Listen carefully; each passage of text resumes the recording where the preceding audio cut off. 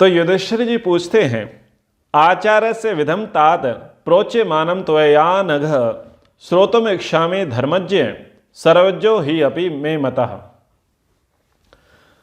हे पितामह भीष्म, अब मैं आपके मुख से सदाचार की विधि सुनना चाहता हूं, क्योंकि आप सर्वज्ञ हैं, यानी धर्म अर्थ काम के रहस्यों को जानने वाले हैं। तो सदाचार क्या है, उस सदाचार को आप मुझे बताएं, यानी गुड मैनर्स क्या हैं, सामाजिक नियम क्या हैं, धार्मिक मर्यादाएं क्या हैं, वो आप हमें बताएं।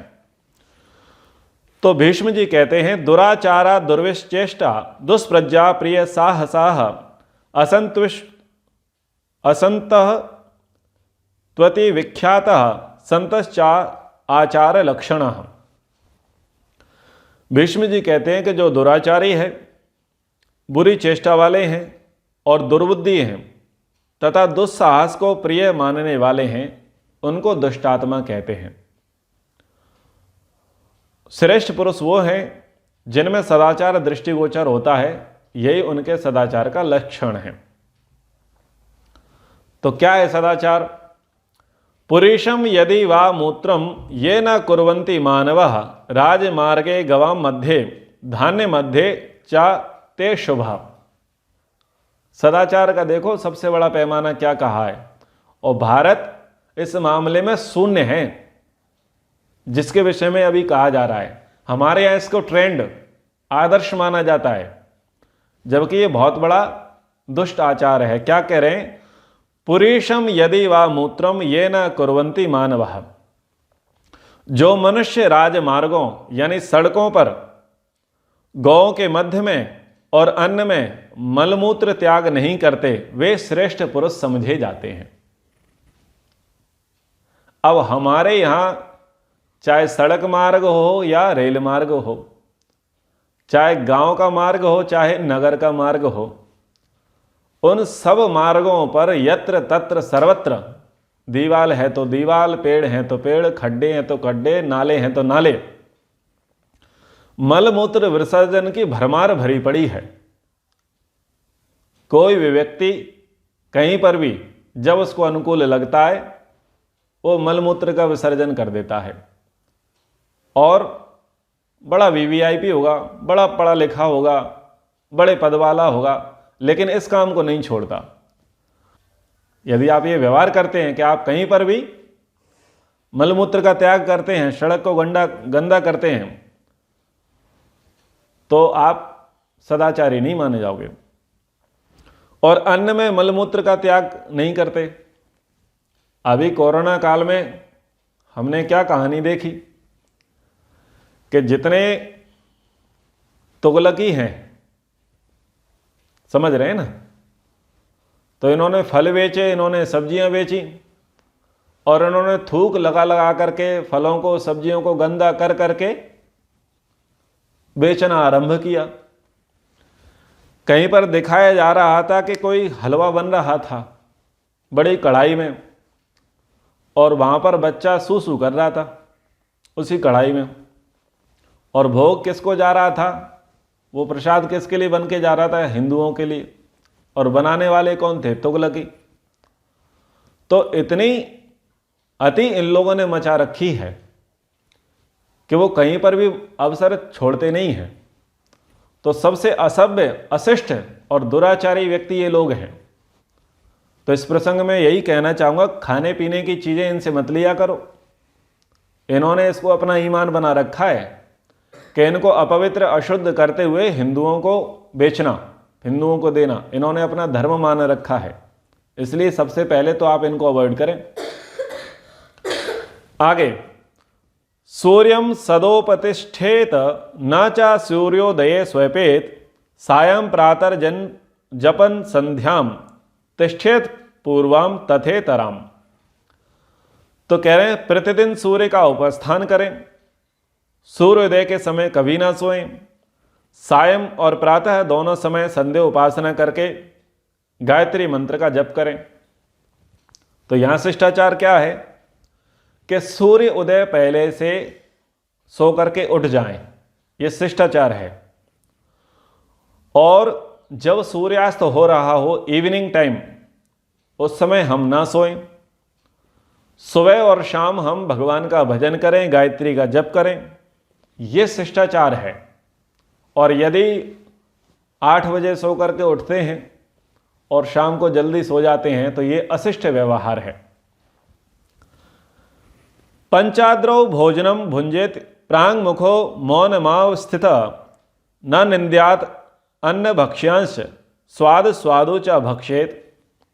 दोनों हाथ, दोनों पैर और मुख, इन 5 अंगों को धोकर पूर्व की ओर को मुख करके भोजन करें। भोजन करते समय मौन रहें। परोसे हुए अन्न की निंदा न करें। भोजन के पश्चात हाथ धोकर उठें। रात्रि में गीले पैरों से न सोएं। देवर्षि नारद इसी को सदाचार का लक्षण मानते हैं। तो ये व्यवहार दिया कि क्या करें, दोनों हाथ धोएं, दोनों पैर धोएं, मुख धोएं। इनको धो करके पूर्व की ओर मुख करके भोजन करें और भोजन करते समय मौन रहें। परोसे हुए अन्न की निंदा न करें। तो एक तो उन्होंने आसन बता दिया कि आप पूर्व दिशा की ओर मुख करके बैठ करके भोजन करें। अब इसका आप ये अर्थ ना लें कि उत्तर की दिशा की ओर मुख करके बैठेंगे तो कर्जा बढ़ेगा, दक्षिण दिशा की ओर मुख करके बैठेंगे तो रोग बढ़ेंगे, पश्चिम दिशा की ओर मुख करके बैठेंगे तो आपका भोजन अपच करेगा। वो कुछ पंचांगों में लिख दिया जाता है ना, वैसा ना माने। यहाँ इसकी वैज्ञानिक प्रक्रिया है कि हम सबको अन्न देने वाला, हम सबका पोषण करने वाला सूर्य है। तो हम सूर्य के सम्मान में और हम ये चाहते हैं कि हमारा अन्न जो है तेज युक्त हो, तो इसलिए कहा कि पूर्व दिशा की ओर मुख करके बैठें। हाथ धो, पैर धो, मुंह धो और बिल्कुल फ्रेश होकर के भोजन करने के लिए बैठें। और भोजन के बाद हाथ धो करके उठें। रात्रि में कभी भी गीले पैर करके सोए नहीं, क्योंकि अगर गीले पैर रहेंगे तो टेम्परेचर डिस्टर्ब होगा और पाचन बिगड़ जाएगा। अतिथीनां च सर्वेषां प्रेष्याणां स्वजनस्य च सामान्यं भोजनं भृत्ये पुरुषस्य प्रशस्यते। तो गृहस्थ पुरुष को घर में अतिथियों, सेवकों, स्वजनों के लिए भी एक जैसा भोजन बनाना चाहिए। इसी को श्रेष्ठ माना गया है। तो ये भी शिष्टाचार कहा गृहस्थियों के लिए कि घर के जो पुरुष हैं उनके लिए, आए हुए अतिथि हैं उनके लिए, जो घर में सेवक हैं उनके लिए और जो आपके पारिवारिक सज्जन हैं उनके लिए भोजन सबके लिए एक जैसा बनावें। अब एक जैसा बनावें का अर्थ क्या है कि सबके लिए समान भाव से, ऊंच नीच का भेद न करें।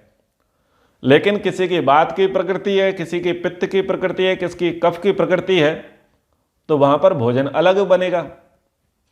वात के लिए वात के अनुसार बनेगा, पित्त के लिए पित्त के अनुसार, कफ की प्रकृति वालों के लिए कफ की प्रकृति के अनुसार, यानी रोग के अनुसार भोजन बनेगा। वो तो अलग विषय है, लेकिन बात है क्वालिटी की।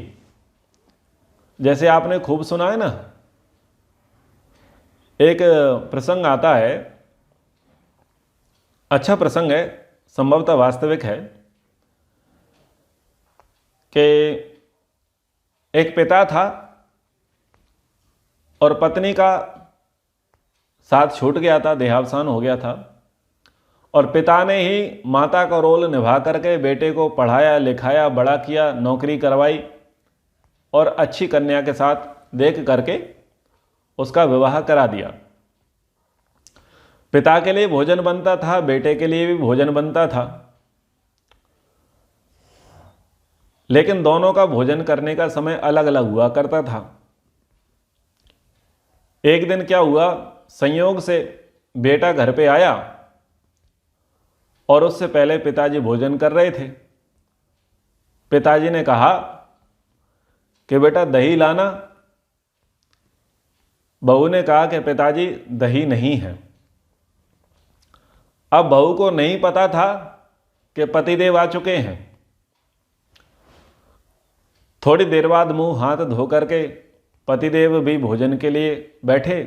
उनके लिए थाली लाई गई अलग कमरे में, और थाली में उन्होंने देखा कि दही रखा हुआ है। उन्होंने कुछ नहीं कहा अपनी पत्नी से।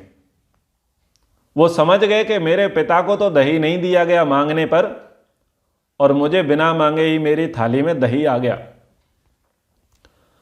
बेटे ने भोजन किया शांति से और बोला कि पिताजी कल सुबह जरा तैयार हो जाना और हम चलेंगे। बोले कहाँ चलेंगे? बोले काम है। तो ले गया और उसने कुछ ऐसा प्रबंध किया कि एक महिला को देख लिया और महिला से बात कर ली पिता के विवाह के लिए, और लेकर के चला गया उस महिला के सामने अपने पिता को। पिताजी बोले बेटा क्या बात है, यहां लेकर के कैसे आए हैं? बोला पिताजी आपके लिए दही का प्रबंध कर रहा हूं मैं, आपके लिए दही का प्रबंध कर रहा हूं। उसे बड़ा दुख हुआ कि जिस पिता ने अपने पुरुषार्थ से मुझे लाल पाल करके बड़ा किया और मेरी पत्नी मेरे पिता से भेदभाव करती है और पिता का पूरा ख्याल नहीं रखती, तो आवश्यकता है कि पिता का ख्याल रखने वाली कोई हो तो फिर वो अपने पिता का विवाह कराता। ये प्रसंग प्रसिद्ध है। तो बात यही है कि भेदभाव ना करें भोजन में। प्रायः होता है ऐसा ही है, परिवारों में भेदभाव कर दिया जाता है और भेदभाव यदि करते हैं तो उसको शिष्टाचार नहीं माना गया है। सायं प्रातः मनुष्याणाम अशनम देव निर्मितम नान्तरा भोजनम दुष्टम उपवासो उपवासी तथा भवेत्। नान्तरा भोजनम दृष्टम उपवासी तथा भवेत्। कह रहे हैं कि प्रातः और सायं 2 समय भोजन करना ही देव निर्दिष्ट है, बीच में भोजन करने का विधान नहीं है। इस नियम के पालन करने वाले को उपवास का फल प्राप्त होता है। तो भोजन के लिए शिष्टाचार बताया कि 2 समय भोजन करो और बीच बीच में भोजन मत करो। यदि आप बीच बीच में भोजन नहीं करते तो आपको उपवास का फल प्राप्त हो जाता है। यानी उपवास किसके लिए है? उपवास उनके लिए जिनको कब्ज रहता है, कॉन्स्टिपेशन रहता है, पेट गैस बनती है, भोजन जिनका नहीं पचता है, उनके लिए उपवास का नियम है। तो जिनको यह समस्या है वो उपवास करें, और जो 2 समय ही भोजन करते हैं, बीच बीच में कुछ खाते पीते नहीं हैं, उनका तो वैसे ही उपवास हो गया, उन्हें उपवास का फल तो वैसे ही मिल गया। और सामाजिक व्यवहारों को कहते हैं लोष्ठ मर्दी तृणच्छेदी नख खादी तु यो नरः नित्योच्छिष्ट शुशं संकुशुको नेहायुर्विंदते महत्। जो मनुष्य मिट्टी के ढेले फोड़ता है, तिनके तोड़ता है, नख चबाता है, सदा झूठे हाथ झूठे मुंह रहता है, खूंटे में बंधे हुए तोते के समान पराधीन जीवन यदि बिताता है, तो ऐसे मनुष्य का दीर्घ आयु संसार में रहती नहीं है। तो इन्होंने इस व्यवहार को कहा। बहुत सारे लोग क्या होंगे, बैठे होंगे खेत में, किसी किनारे पर बैठे होंगे तो पत्थर मारते रहते हैं। मिट्टी हाथ में आई तो मिट्टी के ढेलों को फोड़ते रहेंगे। मार्ग में चलेंगे, खेत की मेड़ से चलेंगे, बगीचे से निकल करके चलेंगे, तो क्या करेंगे? चलते चलते वो फूलों को तोड़ेंगे, पत्तियों को तोड़ेंगे, उनके डंडियों को तोड़ेंगे। कोई औचित्य नहीं है, लेकिन तोड़ते हुए चले जाएंगे। नख चबाते रहेंगे, बात करेंगे और नख चबाते रहेंगे। झूठे मुंह झूठे हाथ, बातचीत करते रहेंगे, घूमते फिरते रहेंगे। और जैसे खूंटी पर जो तोता लटका होता है पराधीन, ऐसा जीवन जीते हैं। तो बोले ऐसे लोगों का दीर्घ आयुष्य नहीं रहता, वो लंबी आयु उनको प्राप्त नहीं होती। तो यहां पर इस व्यवहार को कहा गया कि इस व्यवहार का ध्यान रखें। अनावश्यक फूल पत्तियों को ना तोड़ें, चलते हुए पैरों से ठोकर ना मारें, कहीं पर बैठे हैं तो पत्थर ना मारें, मिट्टी के ढेलों को ना तोड़ें, बैठे बैठे फालतू में ही नाखून चबाते ना रहें, नासिका में उंगली करते ना रहें, और झूठे मुंह झूठे हाथ आए जाए नहीं बातचीत ना करें। अब आजकल बफे सिस्टम चलता है, गिद्ध भोजन, लोग खड़े खड़े भोजन करते हैं। तो भोजन करते हैं, भोजन करते समय बात भी करते हैं, और इतने में कोई मिल जाता है तो हैंडशेक, हाथ भी मिलाएंगे। तो ये सब अशिष्ट व्यवहार हैं जो कि एक प्रकार से शिष्टाचार का रूप ले चुके हैं। खाते खाते बात करना, चलते फिरते खाते रहना, तो ये नहीं करना चाहिए। गुरुभ्य आसनम देयम कर्तव्यम च अभिवादनम गुरून् अभ्यचर्य युञ्जन्ते आयुषा यशसा श्रिया। व्यवहार बता रहे हैं कि गुरुजनों के पधारने पर उन्हें बैठने के लिए आसन देना चाहिए तथा चरण स्पर्श पूर्वक प्रणाम करना चाहिए। गुरुजनों का आदर सत्कार करने से मनुष्य की आयु, यश और धन बढ़ता है, वो उससे संपन्न होता है। तो मनुस्मृति में श्लोक आता है, अभिवादनशीलस्य नित्य वृद्धोपसेवनः चत्वारि तस्य वर्धन्ते आयुर्विद्या यशोबलम। तो ये वहाँ पर शिष्टाचार दिया गया मनुस्मृति में। तो गुरु जी आते हैं तो उनका वेलकम करें। आप बैठे हैं तो पहले आप खड़े हो जाएं, उनका आदर सत्कार करें। सामने से जा कर के उनका आने की प्रतीक्षा न करें कि गुरुजी मेरे तक आएंगे तो हम उनको पैर छुएंगे। गुरुजी दिख गए हैं तो दौड़ करके आप जाएं और उनके चरण स्पर्श करें, फिर उनको अच्छा आसन देवें। आसन दे करके उनके बराबर के आसन पर ना बैठें, अपना आसन नीचा रखें, अपने आसन को उनसे नीचा रखें। तो ये व्यवहार होता है, इस व्यवहार का पालन करें। हालांकि आर्य समाज में लोगों की रीढ़ की हड्डी टूटी रहती है, ज़्यादातर खराब रहती है, स्पाइनल कॉर्ड प्रॉब्लम अधिक रहती है, क्या बेचारे झुक नहीं पाते। कोई आचार्य हो, शास्त्री हो, पुरोहित हो, सन्यासी हो, तो इतनी तकलीफ रहती है, L5 से लेकर के यहाँ तक ऊपर तक बहुत दर्द रहता है लोगों को, झुक नहीं पाते हैं, बस ऐसे ही खड़े खड़े नमस्ते कर लेते हैं। वैसे खूब झुकेंगे, लेकिन आचार्य हैं, पुरोहित हैं, शास्त्री हैं, गुरुजी हैं, सन्यासी हैं, तो पैर छूने उनको बड़ी शर्म लगती है। क्यों? या तो वो अपने आप को आयु में बड़ा मानते हैं, या तो वो अपने आप को धन में बड़ा मानते हैं, या तो वो अपने आप को पद में बड़ा मानते हैं, या तो अपने आप को वेल एजुकेटेड गृहस्थी मानते हैं। इसी कारण से वो अपने गुरुजी का सम्मान नहीं करते, बस नमस्ते करके काम चला लेते हैं।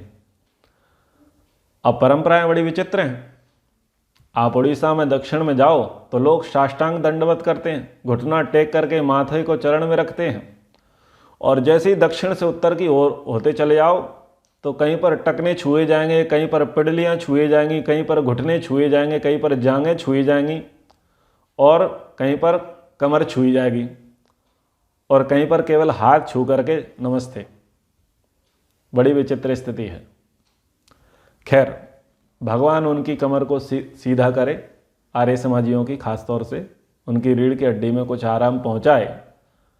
वो खजूर की तरह खड़े हो गए हैं। नमन्ति फलिनो वृक्षा नमन्ति गुणिनो जना। तो कहते ना, बड़ा हुआ तो क्या हुआ, जैसे पेड़ खजूर, पंछी को छाया नहीं फल लागे अति दूर। तो ऐसे बड़े ना मान करके चलें। जो त्यागी हैं, तपस्वी हैं, सन्यासी हैं, आचार्य हैं, जो धर्म के लिए अधिक काम करते हैं, तो उनके लिए नतमस्तक होना चाहिए। जब आप स्वयं ही अपने गुरुजनों का सम्मान नहीं करोगे तो दूसरे क्या करेंगे? गुरु को बढ़ाने वाले शिष्य होते हैं।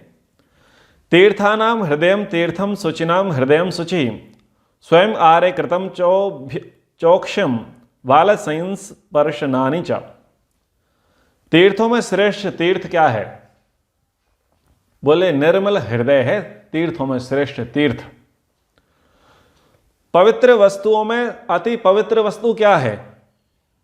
बोले शुद्ध हृदय है। शिष्टाचार द्वारा व्यवहार में लाया गया आचरण सर्वश्रेष्ठ है। चंवर आदि में लगे हुए गौ की पूंछ के बालों का स्पर्श भी शिष्टाचार अनुमोदित होने के कारण शुद्ध है। तो बड़ा तीर्थ क्या है? शुद्ध हृदय, निर्मल हृदय। सबसे पवित्र क्या है? अंतःकरण की शुद्धि। श्रेष्ठ शिष्टाचार क्या है? कि जो आचरण में लाया गया है। तो इस प्रकार से यहाँ पर कहा गया, एक व्यवहार यहाँ पर कहा गया, महाभारत में, मनुस्मृति में भी कहा गया और चाणक्य नीति में भी कहा गया। आजकल बहुत सारे लोग घर बनाते समय इसका विशेष ध्यान रखते हैं। क्या ध्यान रखते हैं? यहाँ पर कहा गया कि सूर्य की ओर मुख करके लघु शंका ना करें। एक नियम है, भागवत में भी ये प्रसंग आता है। मैंने नीति शास्त्रों में, पुस्तकों में इन चीज़ों को पढ़ा है कि जो ये कहते हैं कि सूर्य जिस तरफ हो उस तरफ बैठ करके लघु शंका, मलमूत्र का विसर्जन नहीं करना चाहिए। तो बहुत सारे लोग घरों में इस चीज़ का बड़ा ध्यान रखते हैं। जो शौचालय घरों में बनते हैं तो उसकी सीट की दिशा को ऐसे बनाते हैं कि वो सूर्य की ओर ना हो, यानी पूर्वमुखी ना हो। वो उत्तर दक्षिण पोर्शन में जाकर के उसको बनाते हैं कि व्यक्ति उत्तर की दिशा की ओर मुख करके शौच, मलमूत्र का विसर्जन करे या दक्षिण की ओर करे। तो इसका वो ध्यान रखते हैं। फिर ये कहते हैं कि जो अशुद्ध चीज़ें हैं, अशुभ चीज़ें हैं, अपवित्र चीज़ें हैं, उन पर दृष्टि ना डालें। एक थाली में भोजन करना छोड़ देवें। एक थाली में भोजन करना शिष्टाचार नहीं है, इससे रोग उत्पत्ति होती है। महर्षि दयानंद जी भी इसका विरोध करते ही हैं। उन्होंने भी कहा है, एक थाली में भोजन करने से प्यार बढ़ता है। अरे प्यार नहीं, संक्रमण बढ़ता है, रोग बढ़ता है। इसलिए एक थाली में भोजन नहीं करना चाहिए। त्वं कारम नाम ध्येयम चा ज्येष्ठानाम परिवर्जयेत अवराणाम समानानाम उभय येषाम न दुष्यति। तो व्यवहार के विषय में कहा कि अपने से बड़ों का नाम लेकर अथवा तू कहकर ना पुकारें। जो अपने से छोटे या बराबरी वाले हों उनके लिए वैसा करने में कोई दोष नहीं है। तो जो अपने से बड़े हैं उनका सीधा नाम ले लिया अथवा तू कह करके बोल दिया, तो ये अशिष्ट आचरण है, अशिष्ट व्यवहार है। जब अपनों से बड़ों का नाम लेने का प्रसंग आता है तो विशेषण लगाने चाहिए। श्री जी, नाम से पूर्व श्री और नाम के पश्चात जी, तो अच्छे आदरार्थ विशेषण लगाने चाहिए अपने से बड़ों का नाम लेते समय। और उनको सदैव आप कह करके संबोधित करना चाहिए या तुम कह करके संबोधित करना चाहिए, तू कह करके नहीं। हृदय पाप वृत्तानाम पापमाख्याति वैकृतम ज्ञान पूर्वम विनश्यन्ति गुह्यमाना महाजने। कह रहे हैं पापियों का हृदय तथा उनके नेत्र और मुख आदि का विचार ही उनके पापों को बता देता है। जो लोग जानबूझकर किए हुए पापों को महापुरुषों से छुपाते हैं वो गिर जाते हैं। जो पाप प्रकृति का व्यक्ति होगा उसकी बॉडी लैंग्वेज जो है ना, वो उसके विचारों को बता देती है कि ये इस व्यक्ति के मन में क्या है। इसके विचार कुछ हैं और ये प्रदर्शित कुछ और कर रहा है। और वो किससे छुपाने का प्रयास करता है? महापुरुषों से, यानी श्रेष्ठ व्यक्तियों से छुपाने का प्रयास करता है।